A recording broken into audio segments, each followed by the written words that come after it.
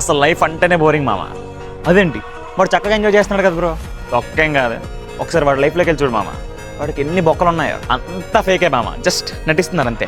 And మీరు నిజం చెప్పండి, ప్రతి ఒక్కరి లైఫ్లో ఒక్కసారి అనిపిస్తుంది అసలు ఎందుకు బతుకున్నాను, బతికుండి ఏం చేస్తున్నాను, నిజమా కాదా కామెంట్ చేయండి. బట్ ఎవరికి ఇలా అనిపిస్తుంది తెలుసా, ఏం పని లేకుండా ఖాళీగా ఆలోచిస్తున్న వాళ్ళకి. ఉంటాయి మామ, ప్రతి ఒక్కరికి హార్ట్ సిచ్యువేషన్స్ ఉంటాయి. అండ్ ఈ రోజుకి నా రోజులు బాగున్నాయి, నోటికి వచ్చినట్టు ఎగురుతున్నాను.